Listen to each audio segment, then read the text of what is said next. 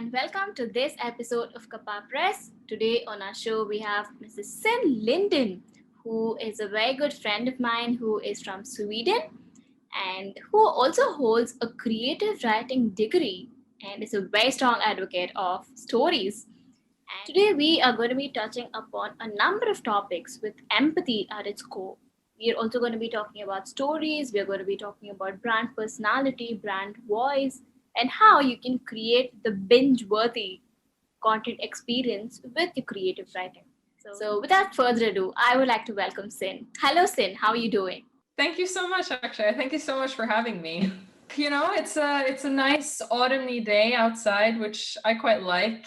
Gives a lot of inspiration, I think. Right. So I think I would like to categorize Sweden and my opinion on Scandinavia into two parts. One was before I met Sin, where I would fondly recollect the Scandinavian region because of its minimal design or IKEA, obviously. But after I met Sin, I think it is a post-Sin era where I would fondly think about Sweden. With regards to the Scandinavian design, with regards to IKEA, and now with regards to Sin and her beautiful backyard. So that is how she has been changing my perception, one post at a time, one day at a time. And I couldn't be any more happier to have you on the show today, Sin. So before we begin with the topic, do you want to tell us a little bit more about what you do? Well, so what I do is I help businesses and solopreneurs captivate their customers by using what I call storytelling culture and beautiful writing. And so storytelling culture is essentially the notion that you allow stories to permeate your entire communication strategy in your business. It is the way we are built to consume and retain information as humans. And so stories has this exceptional power in your marketing, in your strategy, in your branding.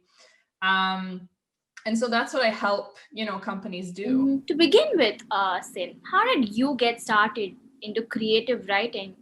And how do you think creative writing can inspire writers across the globe? Right. So I've wanted to be an author my whole life, a novelist. I have seen stories everywhere ever since I was a small child. And so the magic of creative writing and of stories has kind of been prominent in my life always. And then I got my degree in creative writing and in professional writing also. And then as I sort of started my business and I started working, professionally with writing, I began to see the power of creative writing tools when applied to professional communications and writing. The exact same principles apply because you're talking to humans. So just like, a human will read a book or watch a Netflix show, they will be captivated by stories if it's coming from a business. In fact, they're a lot more likely to be captivated then. And so creative writing, for me, it serves as inspiration in its stories, but it also serves as inspiration for content creation just in its frameworks and structures. A lot of people think, that creative expressions or arts are just like inherent abilities, but you can go to school for creative writing, you can go to school for art, and there's a whole range of tools and systems and techniques that you can learn and that you can use. And when you do that in business, you just elevate your entire communication strategy. Mm-hmm. Mm-hmm. Right. So since we've started talking about storytelling and creative writing, there was a very interesting video that you had shared a while back where you spoke about significant detail in creative writing or be it storytelling. So how do you go ahead with significant detail and what exactly is significant detail to begin with? So the great part about using significant detail as a tool in your professional communication strategy is it leads you really neatly into this notion that we're talking about today, which is empathy, which is understanding the emotive power of stories and understanding the emotive power of speaking to your customers, to your audience, in an understanding way. And significant detail, because it's a tool for pinpointing which things will elicit an emotion, is just a really handy thing to be aware of when you're writing your stories, when you're creating your social media posts, when you're doing your website, because it guides you in figuring out which details to include. And I mean, that's really all writing is. Good writing is figuring out the right details to include. Right. So once that you've identified that you have to get started with significant detail, are there any pointers people can use to identify these details? Yes, absolutely. So the best way, which again works well in terms of empathy, is that you kind of test it out on yourself. So if you think of a moment, if you think of a story that you want to tell, an anecdote that you want to include in your next piece of content, and then you kind of re-experience and relive that anecdote, and then you simply make note of the bits of the anecdote that elicit a feeling in you. So it should be a detail. Details tend to be a lot more powerful than general strokes. You know, like the way a door looked is more meaningful than the fact that someone lived in a house. So just these little details that elicit emotion in you will tend to do the same in the audience. Right, right. Since we are also talking about stories and storytelling, why do you personally think stories are one very powerful medium through which a brand can build a connect with the audience? Oh, that's a big, nice question. So part of it brings us back to that whole idea that we are built for stories. That is what we remember. When we consume information, you can read a business book that's 300 pages long, and most likely it's the anecdotes that will give you the hooks to remember the content around it.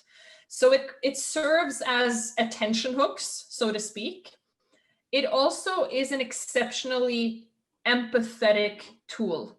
The reason we like to watch movies, the reason we like to read books is because we recognize something of ourselves in the characters that we relate to. And it's the same with businesses.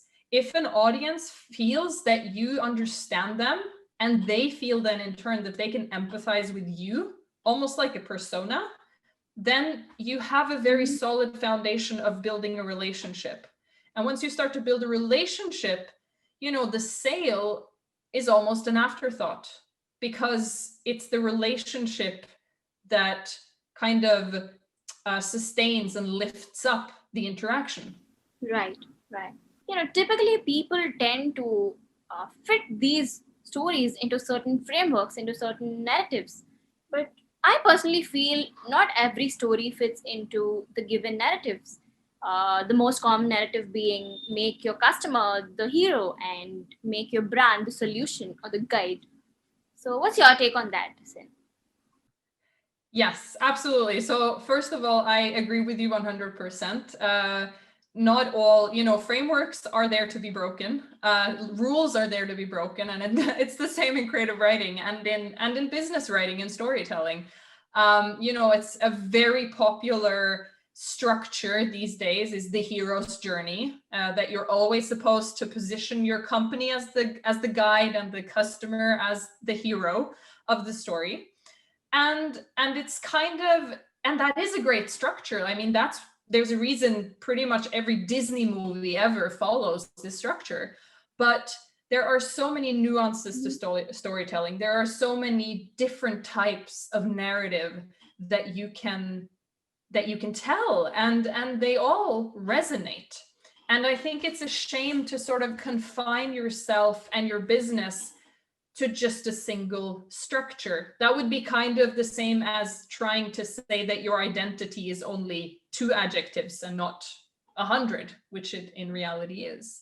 So I think that the good stories are just good stories. It doesn't matter if they fit into a structure or a framework, or, you know, and you'll know and you'll feel it because that's what it is. It's a feeling. It's feeling a sense of connection to the narrative. And again, that's why it's so powerful. Mm-hmm.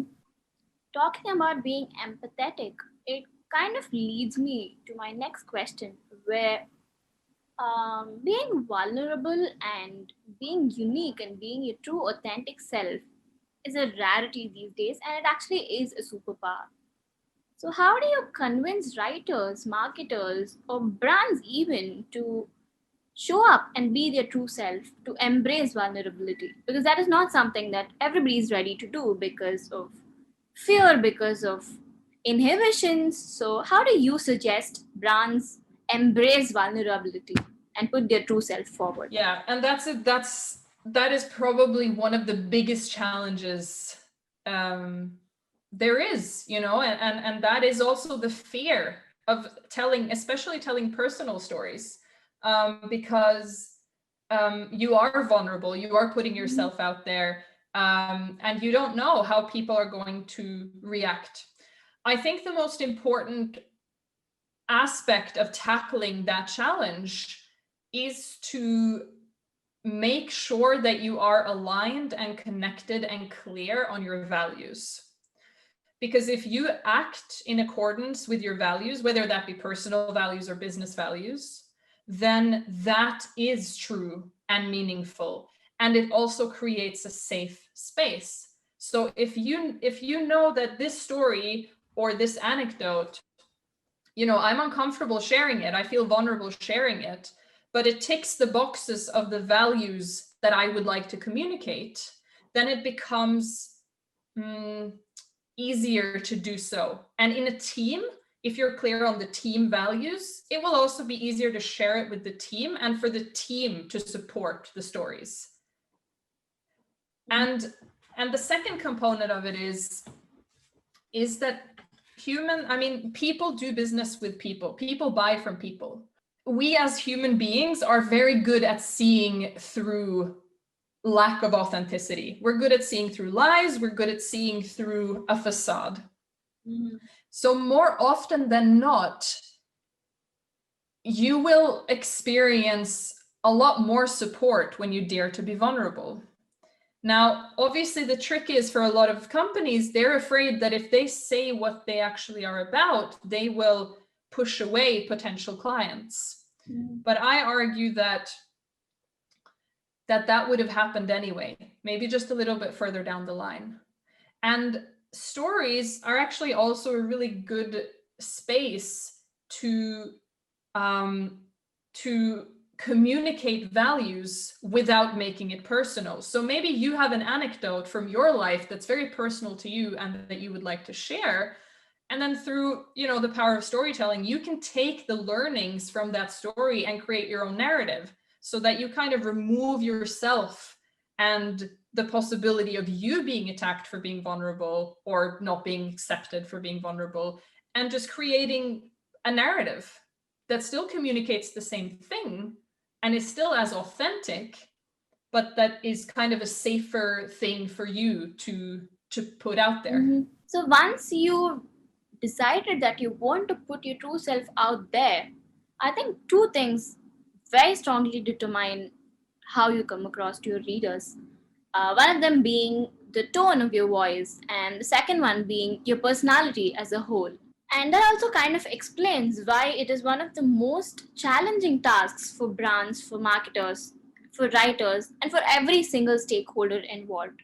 So, how do you suggest brands identify their true personality and their tone when it comes to creative writing? That's true. So the first thing that I do when I work with businesses and solopreneurs to do this is I shift the mindset from your business being just a business to it being a living, breathing thing with a personality of its own.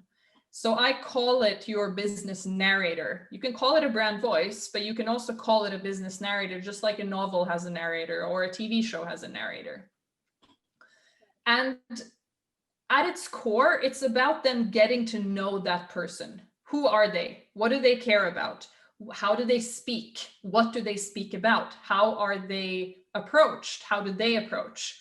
When you kind of give your business a persona, when you give it life, identifying its brand voice becomes a matter of knowing it and understanding it. And so if you have a hard time figuring out the voice, then usually that means you have to backtrack and look at, okay, well, what are our values? What's our mission? Who's our audience? What do we want to accomplish? And then you can kind of take that step forward to, okay, so if this was a person that wanted to achieve those things, what would they sound like? So that's usually the process, is to actually flesh out this person. And the beauty of that is, again, especially if you're a solopreneur, it kind of removes you from the business. You get a little bit of a divide between you as an individual and the business as a persona. And that can be quite liberating. And secondly, create this brand voice brief, which is a document that actually explains this voice thoroughly and properly, like you would a person. And the beauty of that is that that then becomes a core document in the storytelling culture of your business, which anyone can learn. You know, it's basically like a getting to know the business exercise.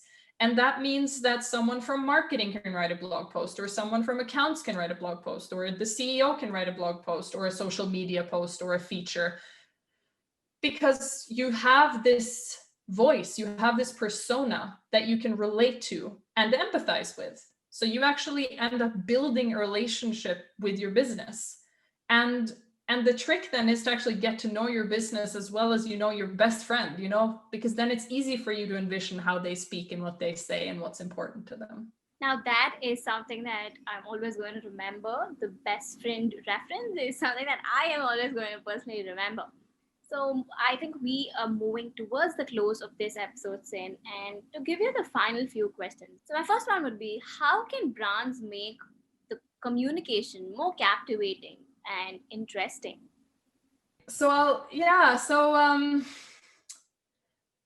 I mean, the easy answer is with stories. And then, of course, the question is which stories and how. So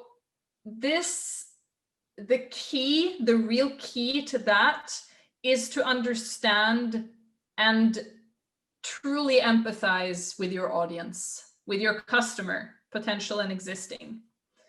And that means stepping into their shoes in a much more extensive way than just creating an ICP, just an avatar, because you need to get into their emotional framework. What makes them feel good? What makes them feel bad? What's important to them? What are their values? And once you start mapping that out, that's when you can connect that back to the story. Because remember, stories are always emotive. So then you just have to make sure that the stories that you tell and choose to highlight correspond to the audience. And the second part is to lower your, people have very high thoughts of what makes a story. Like, is this a story? Is this any good? Can I even tell this? If it makes you feel anything, it's a story.